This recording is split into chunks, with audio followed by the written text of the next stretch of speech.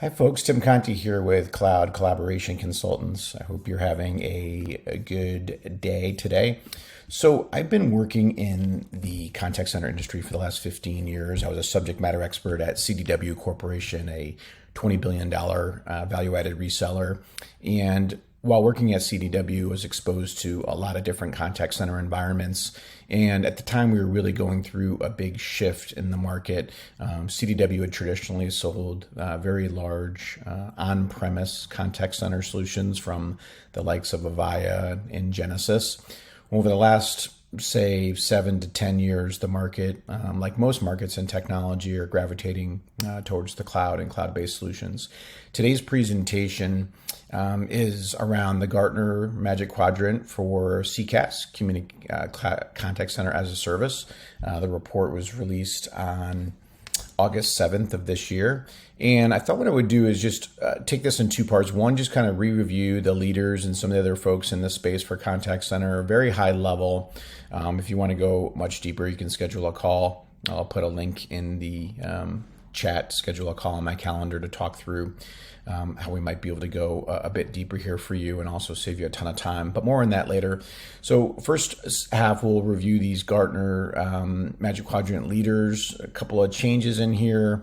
And then from there, I've got a really nice surprise for you that I think you're going to enjoy. It's going to save you a ton of time if you're very early in your contact center journey and you don't know where to start, or you just need a refresher on the providers. We've got a tool that's going to save you months of painstaking research, which if you're in IT or you're a customer experience leader, you know what I'm talking about. Time is one thing that you can never have enough of. And I've got some proprietary tools that we have access to that aren't available in the public market that I know will save you a ton of time. So with that being said, first, let's kind of re-review where we're at with these leaders here in the space. I'm in the upper right of the quadrant here. Genesys 5.9, NICE CX1, and then Amazon Web Services. The biggest surprise for me personally is Amazon Web Services in the leaders quadrant for contact center as a service. Maybe I'm missing something. The entire market knows something that I don't. I'm not aware of any large deployments for Amazon Web Services in the contact center. Now, Amazon, with their gazillions of dollars, could enter this market overnight. Clearly they have, but the integrations are some of the things that kind of scare me. If you had a brand new contact center you were building from the ground up, say you're a startup and all of a sudden you need 20 agents in your contact center, maybe Amazon Web Services is a good fit. But I just question how quickly they got into this leaders quadrant without anyone really knowing a ton about them, or we're seeing any real world examples. Now, the folks at Gartner do their due diligence. I know they do. And I know to get in the leaders quadrant, but you got someone like TalkDesk that kind of fell out of there. There's a number of reasons why that is, but to then replace them now Amazon Web Services, I personally just don't see it yet. I think there is the jury's still out on what Amazon's full strategy is for both the unified communications market as a service and contact center. The rest of the players here have been in the leaders quadrant for a while. The number, NICE, I think, is 7 or 8 years running. 5.9's been in there for a while. Genesys as well.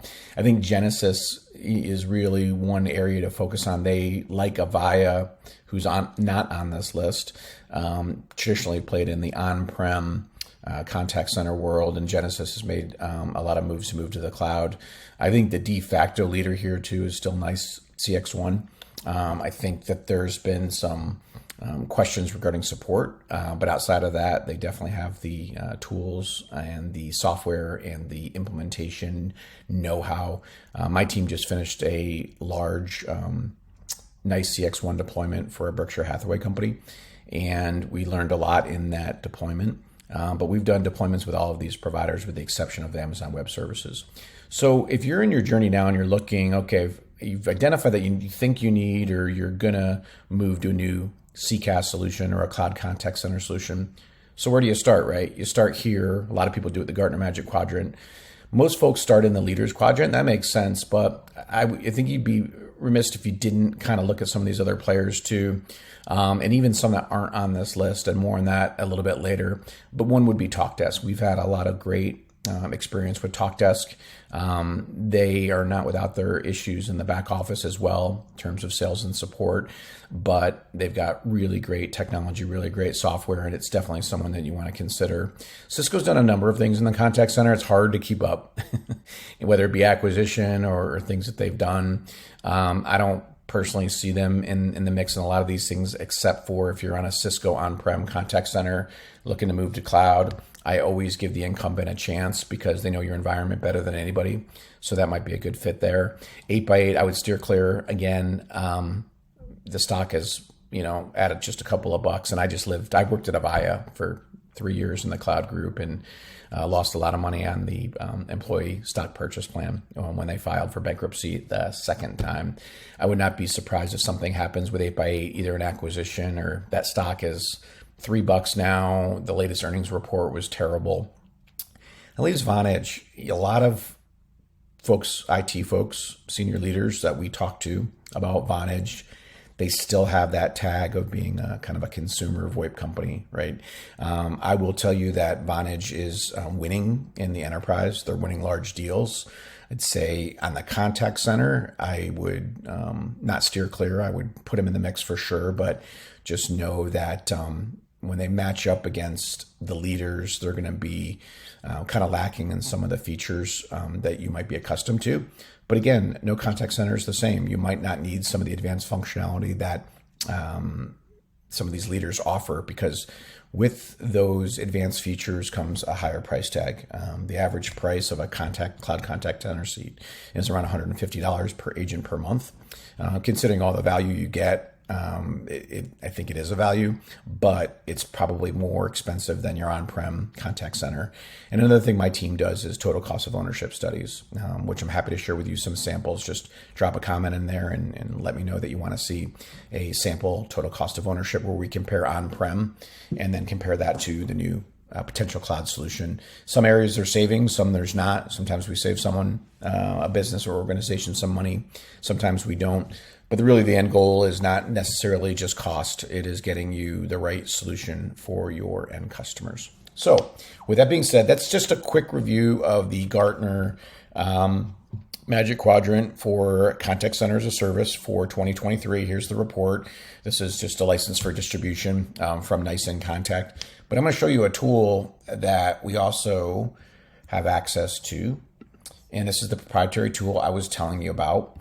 And what you see here is a much larger representation of the contact center market, right? What you see here is all the contact center providers that currently work in the space today. Some you recognize, like we just covered, Nice and 8x8. You see Avaya in there that wasn't in the Gartner Magic Quadrant for CCaaS because they're still an on-prem solution, but you have Five9s here as well. And what this tool allows us to do is based on your inputs and requirements. So this is specific to you. Normally what we do is set up a call. We run through this together and we plug in your variables. And let me show you. Let's say first and foremost that your end agents, your contact center agents, because this is cloud, we want to match up where the provider's data centers are to maintain high levels of call quality is one of the main reasons, and reduce latency. All intent and purposes, most of the opportunities that we work on and help clients consult on are in North America. So I'll choose North America. You may or may not require an outbound dialer, but let's just say that you're interested in a predictive dialer as well for outbound calling. Personally, the dialers drive me crazy. Those outbound calls drive me crazy, but enough about that. Digital channels, this is a huge one. Let's say you're looking for a contact center that has chat, an agent, the ability to co-browse on a website, email support. We just did a big, large email support deployment for Dialpad. My team just did for 250 agents. The requirement was they take most of their orders from customers over email versus phone or chat. So that's a big one. I'll kind of skip through some of the ones down here. Queue callback is a really big one. So if you know what that is, press 3 to wait in queue and we'll call you back. That feature, I love it because then I can go on with my day, sweep my garage, stay in queue, and then get a call. So I'll choose that one. Then social channels. Let's say you want a contact center that integrates with, say, Facebook. We'll choose that. Cloud app integration. I have a client that's a big recruiting agency and they use Bullhorn. That's really relevant to the recruiting space. But let's say that you are a Salesforce shop, which is a big one, or any other CRM, you can check there. AI, this is huge. Let's say you're interested in chatbot and real-time sentiment analysis and even agent coaching. Check all those 3 boxes, and we'll throw in WFM. We choose that, and then for these last areas for compliance, if you're in an industry that you have to adhere and be compliant, one would be healthcare would be a common example. We'll choose HIPAA there. So it's your job to be compliant, not the providers. NICE in Contact per se doesn't need to be HIPAA compliant. NICE needs to give you the tools, software, and service that allows you to maintain your compliance. That's a big distinction. A lot of times we get questions of, well, is Five9 HIPAA compliant? They might be. They might have gone through that, but Five9 is not a healthcare company, so they are not required to be HIPAA compliant like you are if you're in healthcare. But Five9 needs to provide the feature functionality that allows you to be compliant. Really important distinction. So, and then let's say Microsoft Teams Certified. This is a big one. A lot of end customers' phone system is on Teams and they run in Teams. So a lot of CX leaders and IT leaders want a Teams integrated solution. So we'll check that one. So if you noticed, as I was checking through these boxes, these providers re-ranked. And let me show you something really cool. And then I generate this matrix. Let's move this. And look at what you got here. So this might look a little confusing in the beginning, but bear with me because you're going to be pretty impressed, I hope. These are what your variables were and what your requirements were. And of course, yours would be different. And then our proprietary database then searches through with a combination of AI and some other things and looks at the provider's ability to adhere and fulfill this requirement. So Five9's on paper shows really well. So does Genesis, NICE, and Contact Talk Test. What a surprise. Those are the Gartner Magic Quadrant leaders. That isn't a coincidence. The reason being is there's something in here that these guys can do that the others can't. And an example would be 8x8 right here. They don't offer all these things here: agent coaching, chatbot, real-time sentiment. So that eliminated them. So if it's a hard requirement, what do we just do? Save you time from talking to 8x8. The minute you call these providers, you get sucked into their marketing vortex. They're calling you every week looking for updates and whatnot. You're not there yet. You're at an earlier stage in your journey for contact center. So you might want to just do your research first. Then when you know who the right providers are, you can work with my team or yourself. We hope you work with my team to shortlist these vendors even more and take you through our 10-step process, evaluation to adoption. We do everything in between. There's stuff on our website that outlines the different steps. I won't do that today, but hopefully this tool provides a lot of value. And if you see here, while we're on a call, so if you book a call with my team, it's a free call and a free assessment. There's zero obligation to ever speak to us again. And we're not going to ask you for any money.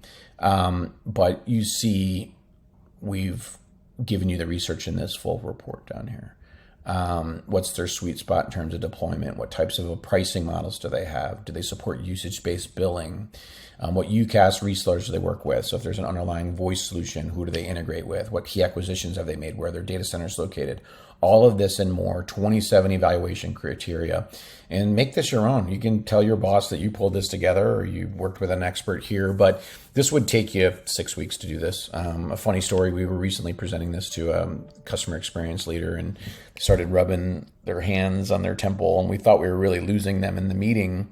Come to find out afterwards, he's like, what you just did in 60 seconds is taking my team 6 to 8 weeks, where I could have had them on other projects.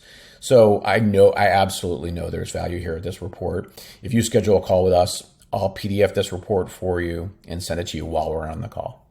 That way you can have it, you can reference it, you can use it, you can decide how that kind of fits in with your research. So that's what I have for you today. I wanted to keep this under 15 minutes. I've got 30 seconds to spare there, so I'll just wrap up and just say, We've been working in the contact center industry for 15 plus years. We have references available at any time around the work that we've done, from evaluation to adoption and everything in between.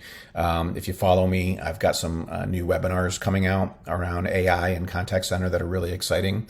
But if nothing else, we want to help you with your journey. That is our goal. Our end goal is to make sure you have everything you need to make the right decision. And then from there, our other end goal is to make sure it implements and you adopt the technology so you get all the value in the investment you're making. Because this is a big investment.